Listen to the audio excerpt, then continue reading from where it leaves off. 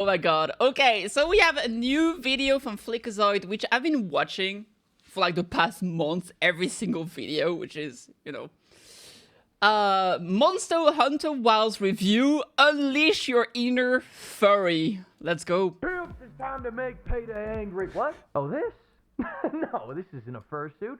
What are you talking about? This is my high-level armor. Come on, quit being jealous. It's unbecoming. Monster Hunter Wilds is the latest furry indoctrination. Oh my god, of course he uses that mod. Really big monsters for 100. What is this shitty quality every time lately?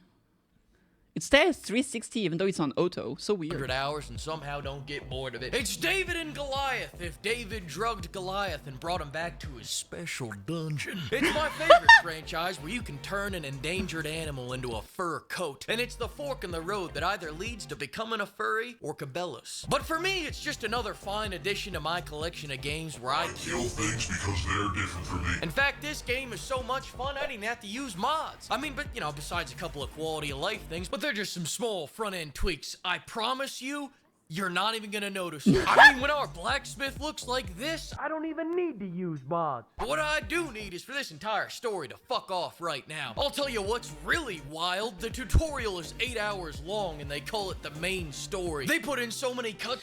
Yeah, it's kind of crazy to see. Like, I've seen a lot of mixed thoughts about how the story is handled. It feels like most veterans don't like the story, but it seems like new players fucking love it. So maybe it's just a case of like the story really helps like new players like joining the license because it's trying to reach like a wider audience.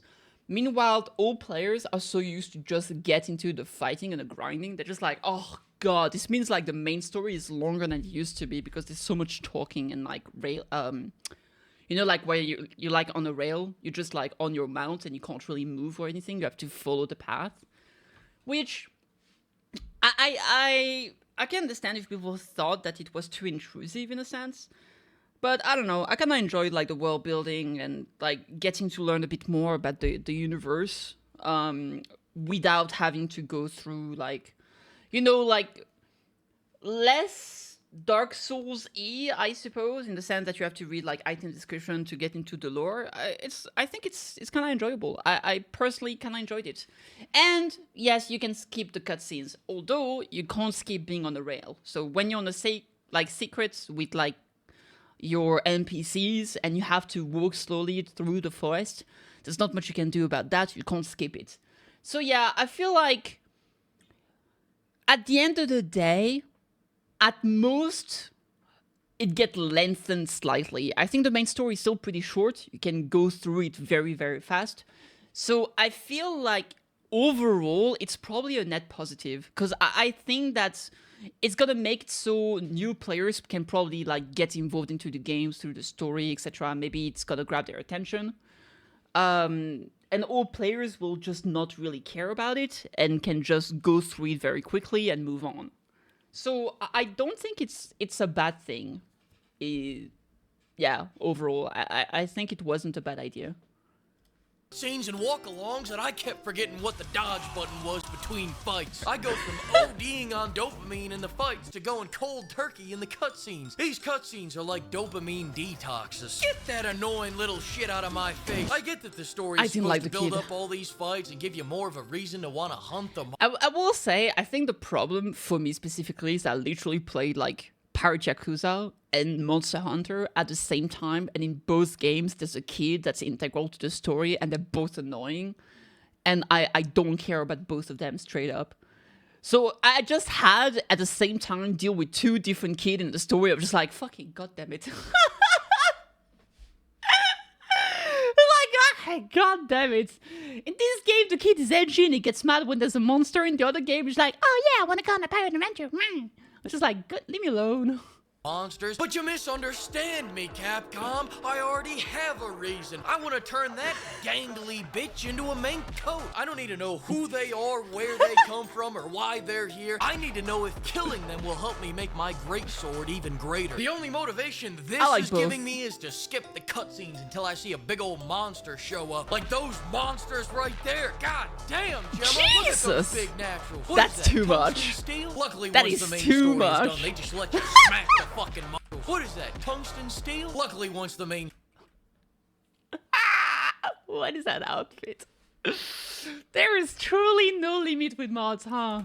story is done, they just let you smack the fucking monsters. But before we get into fucking monsters, let's talk about stalking monsters. Wilds is way more actiony and streamlined than the previous centuries. In previous games, just to find these bastards, you would have I think that it's probably less streamlined than Rise, because Rise is straight up, okay, you join, you're in front of the monster.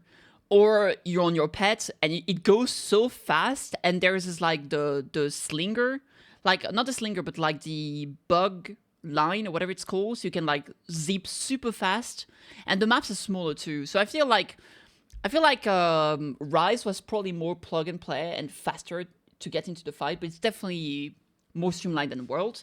I mean, they completely removed the entire, like, finding the monster traces to track them, right?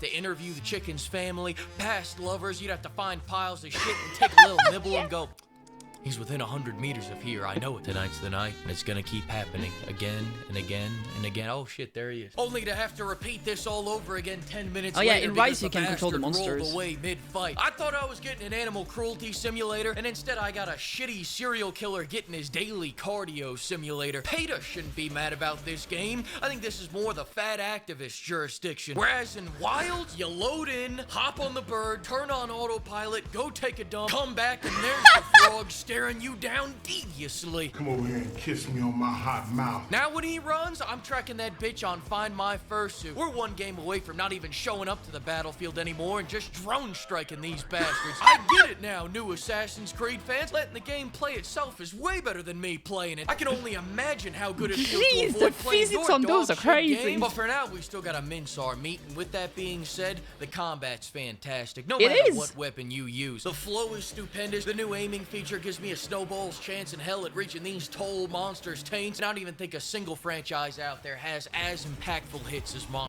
I really agree with that. I think the hits feel on weapon is amazing when it comes to melee combat. I don't think I've had that in another game. Because, like, the weapons feel heavy, but it doesn't feel like the combat itself is super clunky. There's a little bit of it, I guess, compared to, like, it's not gonna be like a DMC 5 games, right? But it's definitely closer to DMC, in my opinion, than to Dark Souls, where, like, it's not like, oh, okay, you do an attack, you commit for 5 hours. It feels super responsive. I love what they did with, like, all the weapon in general. It's like they really feel they added so much mobility for all the weapons. It doesn't feel like super hella sluggish. And I really, really like that. I think the new focus function is so good too. I really, really like it. So yeah, I mean, from the few weapons I've tried, they feel really good. I mean, like, stuff, of course, like, some of them are not my favorite, like the Great Sword and Lance that I tried, but they feel slower, but they don't feel like bad to play. And I've been trying, like, the hammer, which I thought would be, like, super slow, but it feels super dynamic as well. That's really freaking badass.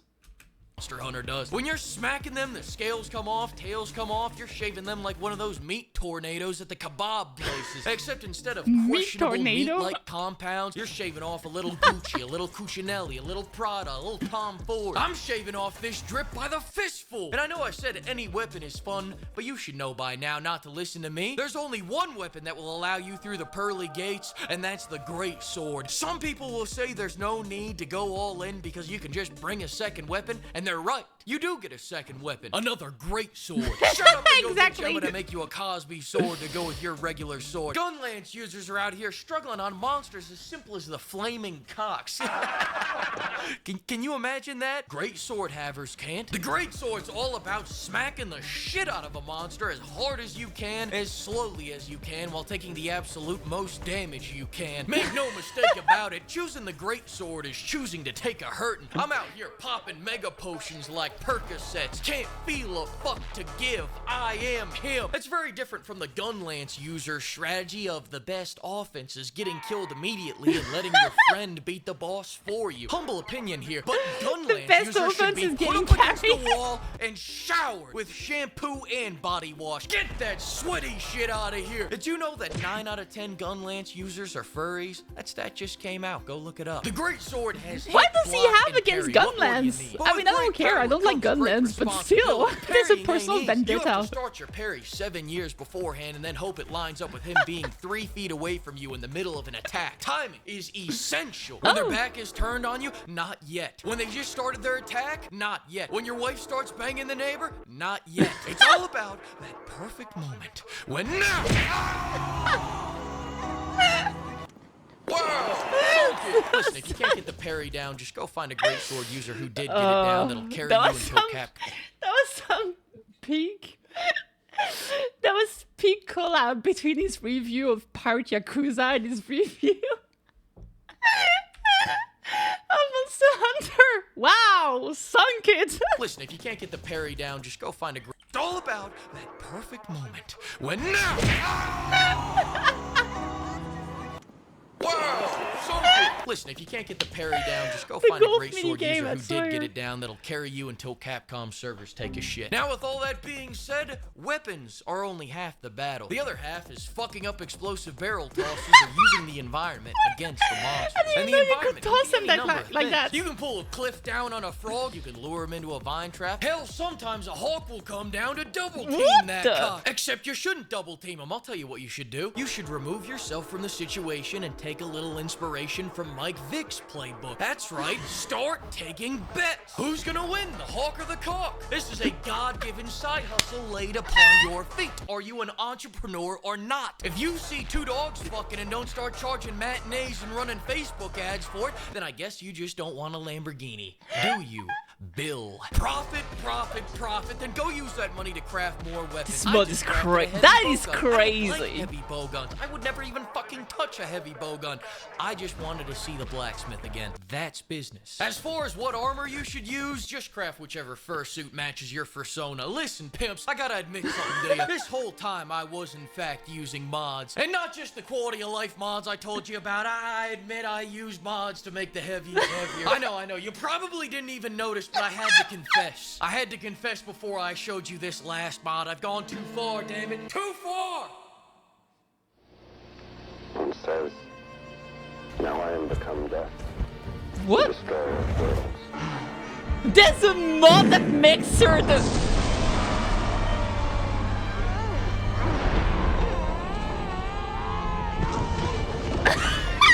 The FF14 cinematic! I can't believe there's a mod that makes her the Congalala. He truly has gone too far with that one. Dude, that is bananas. I admit I use mods to make the... I think, like... I honestly think, like, this mod is pretty cool. She just doesn't have her jacket and stuff, so, you know. It kind of feels like it's hot at the forge, right? Even this here, it's too much. This is way too much. This is like, look at that ass when she's like on the side. Wait, do we see it after that? Confess the heavies. And not here. I know, you probably didn't even notice, but I had to confess. I had to confess before I showed you this last mod. I've gone too far, damn it. Now I am become death. This is crazy. You know what's worse? I'm sure someone's gonna make a mod. Every single monster in the game is gonna be Gemma. The destroyer of worlds. The disrespect is real. This is crazy. The one was.